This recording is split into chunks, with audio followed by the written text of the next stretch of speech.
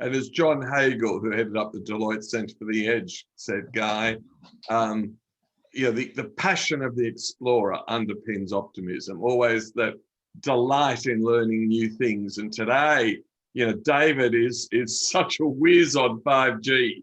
He's going to take us from the basics to the space age of 5G. So, David, I have to ask you, what makes you optimistic? What makes me optimistic is, I think, the fact that I am rather confident about the future. I do trust the future. In particular, I think I'm a person that carries many hopes. So many hopes, and my strong belief is that for example, the technology will prevail, and practically the connectivity, and that's about my talk today, will never stop, regardless, and will keep advancing, and as practically any obstacle will not block the path. Absolutely beautiful. Now, everyone who's listening in, and we've got some great friends here, highly intelligent and articulate. So number one button I want you all to remember is that reactions button on the bottom right, which gives you a little heart or a little applause or the like. So I'd like you all to feel quite splendid in using that today as you agree or disagree or the like. And then we're not in church. So the chat button and that conversation there is absolutely fantastic. And what we'll do, David's going to do a bit of a presentation, and then it's open wild mic to the questions and the comments, because that's what this is all about, innovation and curiosity and the like. So David, the first question to you, given that people have been burning down 5G towers as they burnt witches in the Middle Ages, what is 5G? What is 5G? So 5G is nothing else than the fifth generation of mobile communication systems. It is specified by the 3GPP organization and standardized by a number of standardization bodies, especially the ITU. And we designed this system, implemented, and I mean the industry, but also with a lot of contributions coming from the public sectors as well. So we designed this system to design, implement, and we have deployed this system to meet three fundamental usage scenarios requirements. And I'm thinking of enhancing the mobile broadband experience, providing us gigabit speed. The second requirement was about ultra reliable and low latency communication services. We are thinking of reliability of 5 nines and more, and latency at least end-to-end below 10 milliseconds. Wireless, two ways, 1 millisecond. And the last requirement that's now coming, I'll show you through the course of my presentation, is about massive machine type of communications. And here the requirement was of providing connectivity to more than 1 million elements within 1 square kilometer. That is just amazing. So look, everyone, those who've just been joining in, as we said, we want lots of reactions using the reaction button, because I love that explanation. I want you all to chat in the chat function. And David, who's a professor at UNSW, as well as working at the cutting edge of 5G, has got a presentation for us. So he's going to take us through it. And then, as I said, it's wild mic with questions and comments. So David, do you want to take us through the presentation to let us touch the future of 5G, and for those of us who are in small business or big business, how we can make sense of it? Yeah, thank you so much for having me today. And have put together a few slides, but I hope I will illuminate and inspire all people here connected.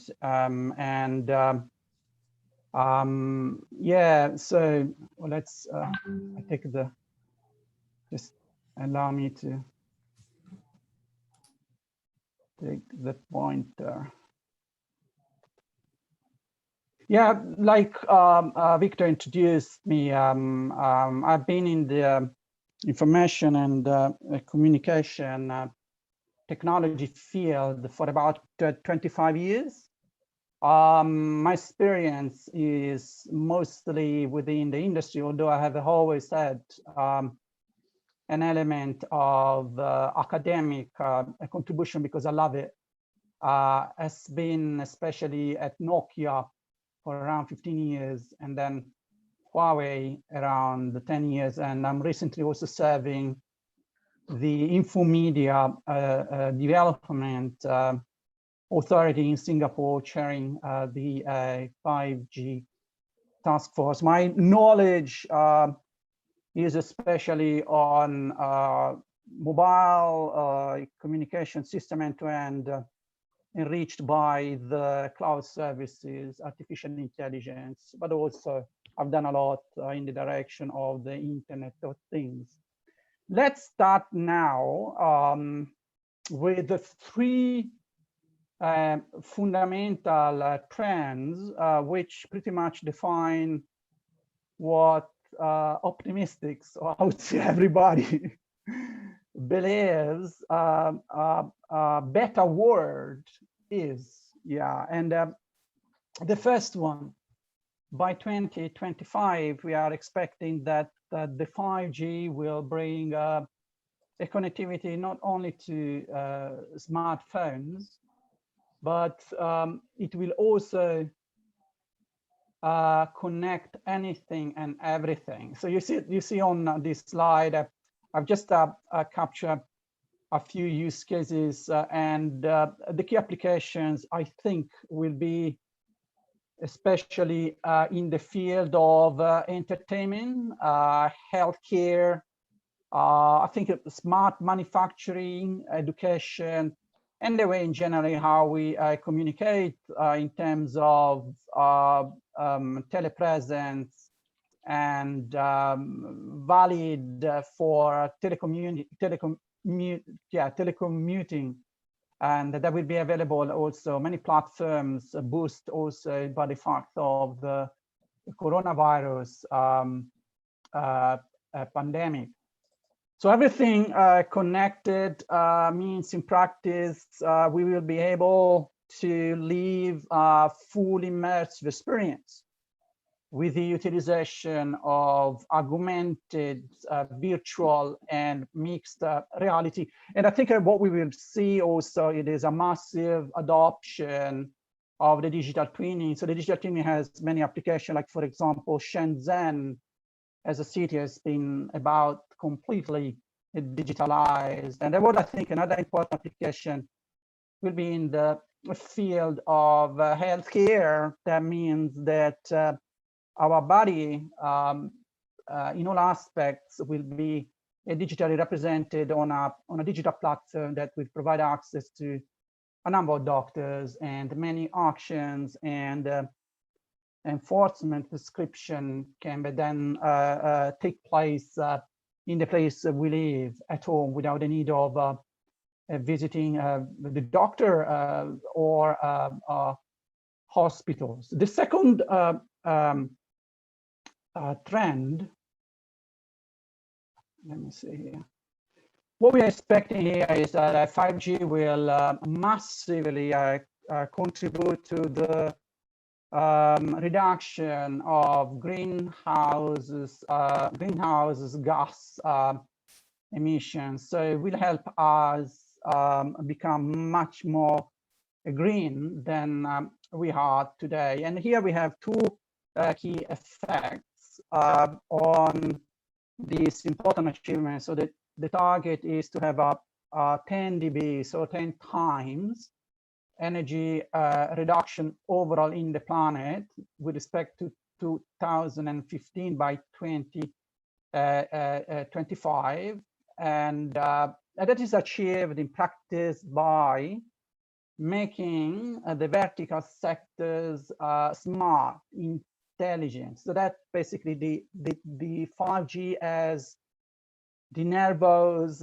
system of the digital economy, digital society, and silver economy will increase dramatically the productivity and efficiency of product creation processes, or I say business processes in general, that will reduce the needed energy for performing those particular tasks. The other important, I'll show you the technology in a minute, is that the 5G has been also, the technology themselves have developed and has been now implemented in a way that they consume much less energy than earlier generation. Therefore, that massively contributes to the saving of the greenhouse gas emissions. The other important trend is on cybersecurity. This is really a big issue that it is of global concern. And what we're expecting here is to have a massive adoption of risk mitigation frameworks. In particular, what we target here, it is the formulation implementation of defense in-depth strategy with the support of the so-called zero trust model. So to me, trust means practically zero trust. A trustworthy element means the element supports all those mechanisms that would allow an authentication, authorization of the access to the element, therefore mitigating any kind of internal or external threats that practically will lead to an end-to-end resilient system. Resilient means that you can detect and immediately appropriately respond with the control mechanisms so that any risk, any threat from any kind of internal or external agent can be truly mitigated. Here you have an example how Huawei approaches the problem. And you may see from this slide, complex, but extremely simple. That's the system of today. That's 5G. That's what the 5G is all about. You may see from this slide here, it consists of radio access, the technology complemented by fixed access technology like the passive optical network access, 10 gigabit PON. We are now talking about 50 gigabit PON and beyond. Then we have an aggregation network, which is in a transport network layer, also interestingly realized by the implementation of microwave links.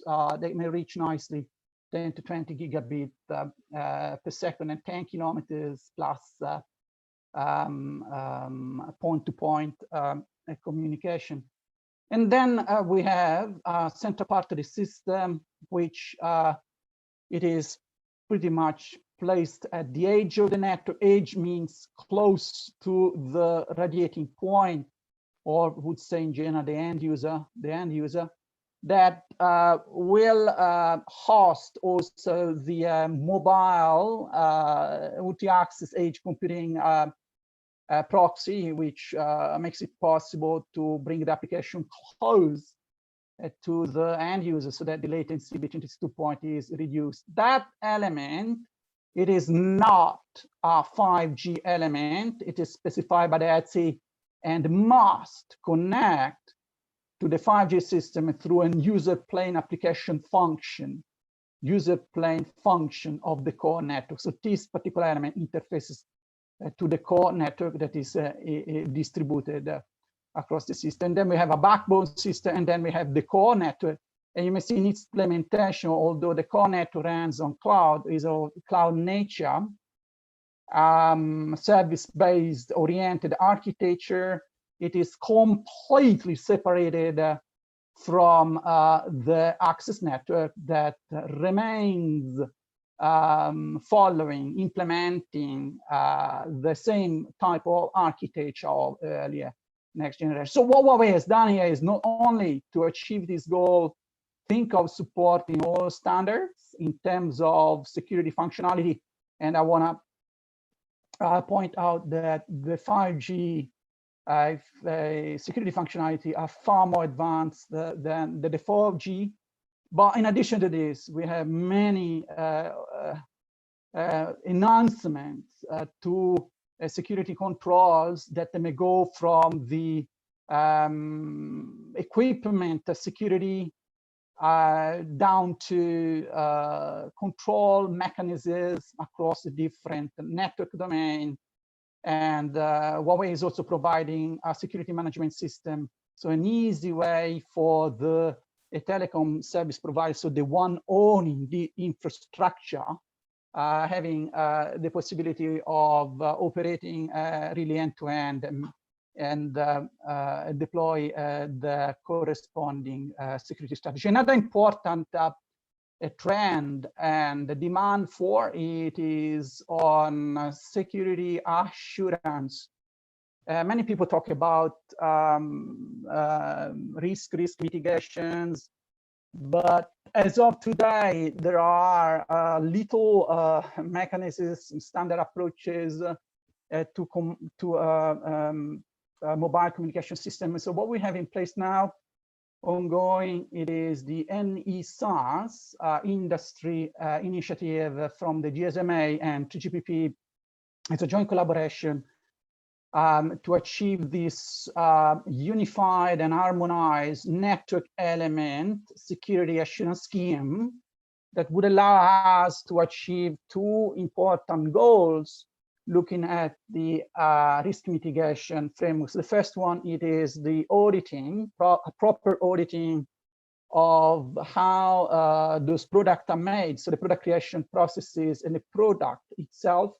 And the other one, we will have the mechanisms in place to verify the security of network elements using 3GPP specifications. So that's basically the three fundamental trends and targets we are having in front of us, and we will achieve them by 2025. Now, the question is, yeah, but what is the system, how the system will evolve? And I've made up just a few more slides, but important slides, so we are all on the same page after this presentation. So that 5G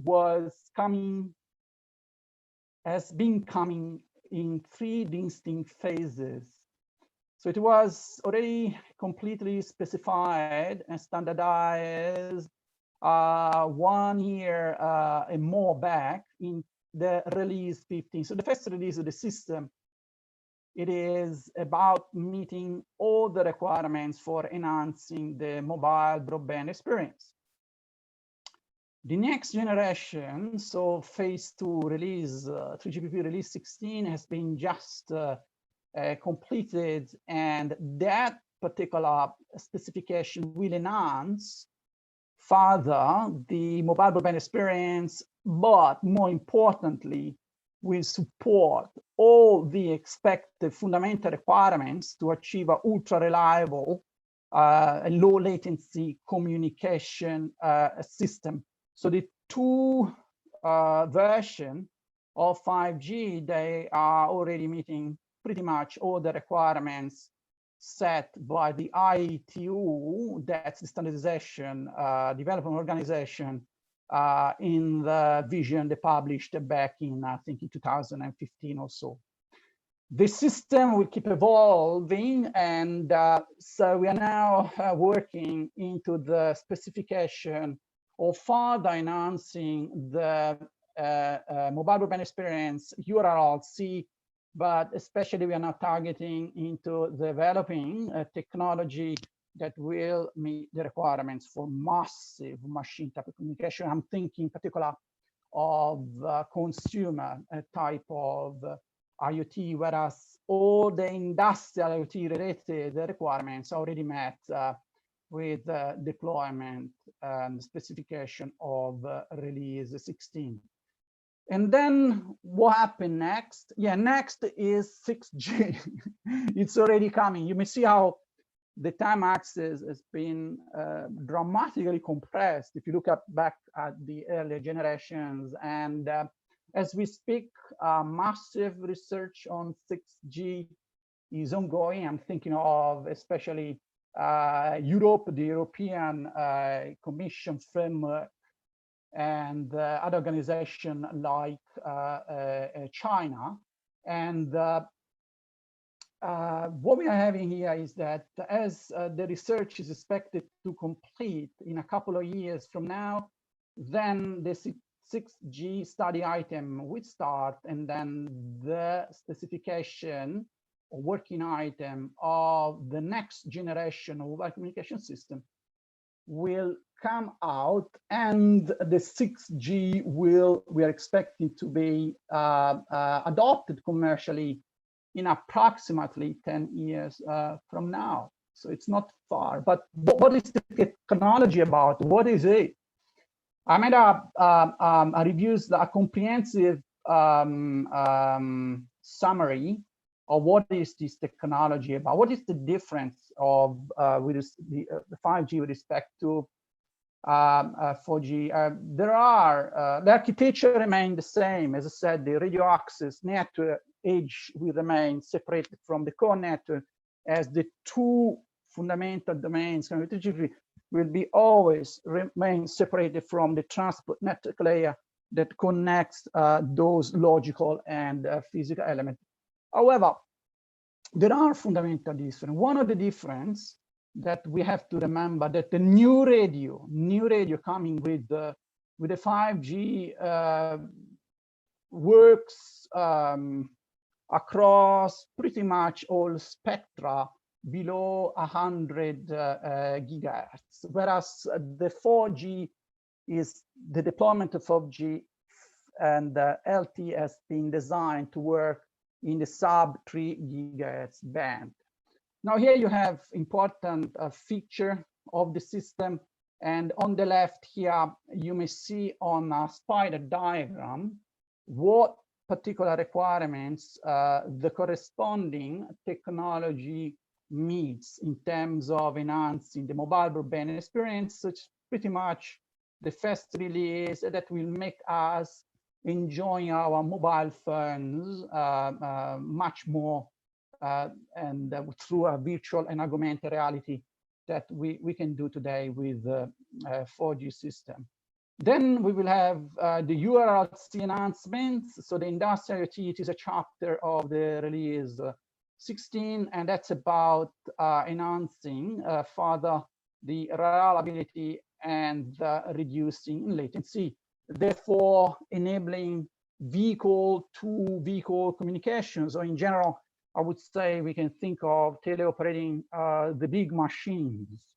There could be trucks, there could be robotic platforms in general. And the other announcement that we are having coming with this release are on the positioning system that no longer use a GPS, which is very inaccurate. So we are thinking of about 10 to 20 meters works outside here. It's a positioning of around 3 meters that could be also achieved indoor. It will work also on unlicensed spectrum, and yeah, it will support also a number of security enhancements, such as the IoT access, authentication, and authorization, and end-to-end network slicing security. And then the release 17, in particular, will further enhance the corresponding experiences. Maybe useful for this today is to mention the introduction of the non-terrestrial networks, with the usage of satellite systems. And here we are thinking of three types of satellites. So we have a geostationary Earth orbit, so the GEO, which are basically static satellites, but more importantly will be the utilization of satellite as an access technology at much lower altitude, and this is achieved with LEO systems, so low Earth orbiting satellites, and also, in this case, I mean, the range and the footprint of the satellite is reduced. We are still thinking of from 100 to 1,000 kilometers. That's particularly viable for rural area coverage, I think, and Australia may think of that one as a complementary solution to provide connectivity to rural. So that's basically, in short, what we have today, what is coming next year, and what's going to follow by 2025. That question I also received is, but what about the deployment of this technology? How is it going to work if I live in a urban area, suburban area, or in a rural area? What is it? What are we expecting if 5G was deployed? So deployment, as I said, the new radio will support all frequencies, pretty much below 100 gigahertz. And we may use different spectra to provide coverage, connectivity, say 5G services in different parts of the country. So today, the deployment is in C-band, which is this area here. So we cannot expect much coverage outside the main,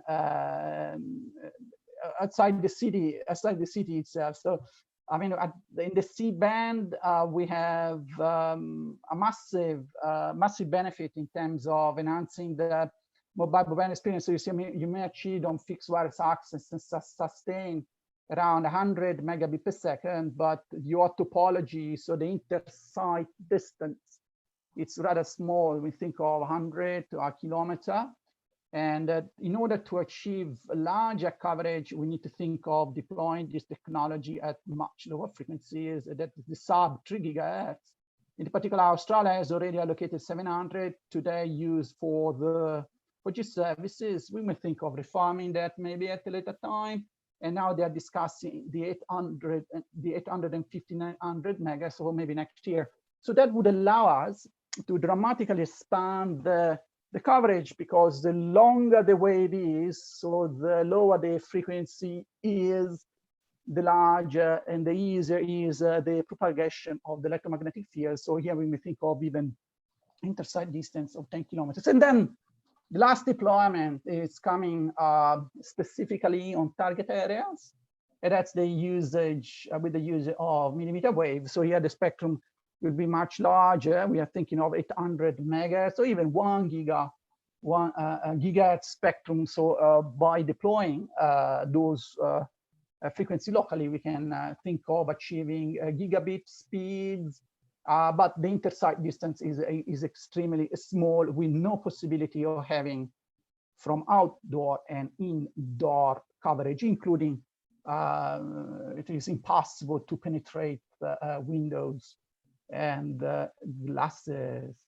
So 5G is there, and just to give you, because there are many people talk about 5G, but they have absolutely no idea what I'm talking about. They've never seen the system. They've never put their hands on the system. So there's a lot of confusion of blurring things here that does not blur anything. It's very clear, the system, extremely simple. And here you have an example of system implementation. So it depends on the frequency.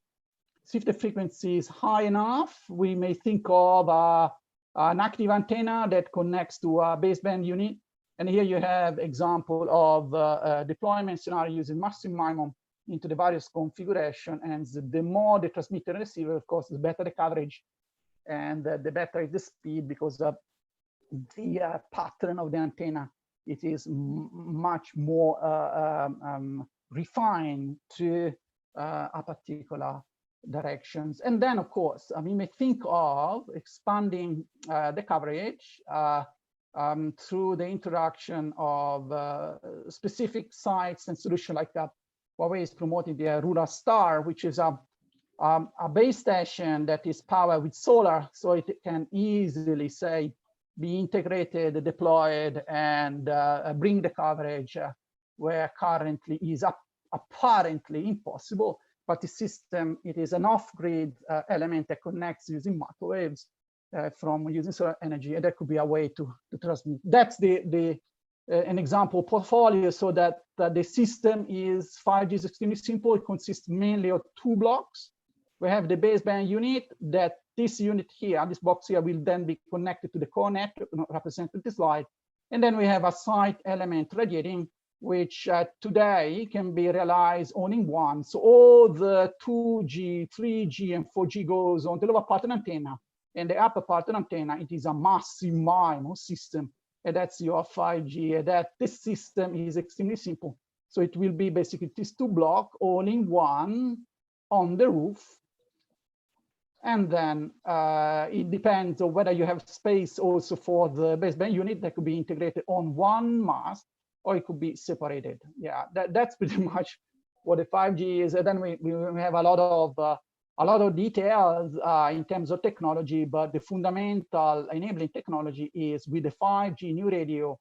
It is the massive MIMO, so the possibility of forming beams and also aggregating now spectrum on a single carrier component of 400 megahertz, and that basically allow us to bring capacity and the coverage wherever we please. Now, what is 6G then? What is the difference between? David. So sorry to interrupt it. It's 10 past 11 now, so there's some questions from the audience and the like. So I wonder if you could wind up in the next couple of minutes so we can allow people to ask questions of you. I just finished 2 slides. So the 6G is basically a new system that will operate especially in the terahertz. So we go up on spectrum. By going up on spectrum, what we have here is that the base station can receive a cluttered environment. It can sense completely and learn from the environment pretty much as our brain using our eyes does. And the services, new services be exchanged will be especially in terms of virtual augmented reality, tactile internet with an holographic rendering end-to-end and inferencing, because all the new developments will be driven by the support of artificial intelligence. In addition to this, the 6G will be by design from the very beginning integrated with the satellite access communication. In particular, we'll make use of the LEO satellite system, which can easily, you see here, with global full Earth coverage, achieve speeds lower than fiber if fiber was deployed. And this is my last slide. So to summarize, today we are having in front of us a 5G system that deals with any kind of information, and what we're having today is an information world. And we will achieve by 2025, with a proper deployment of the technology and technology selection, an intelligent and fully connected world. And then later, by 2030 and beyond, we will talk about an holographic world using 6G. And here we will have in front of us speeds 10 times faster what the 5G can provide today. So we're talking about 100 gigabit per second, and latency end-to-end, say below 1 millisecond, because that's the latency we need to have in place for tactile internet and full holographic experience. So that's basically what I presented, I prepared for you today. There is a lot of information. And thank you for giving me this opportunity to share with you this vision. David, that's absolutely brilliant. Thank you for that. Do you want to shut down the slides so we can see everyone? And David brought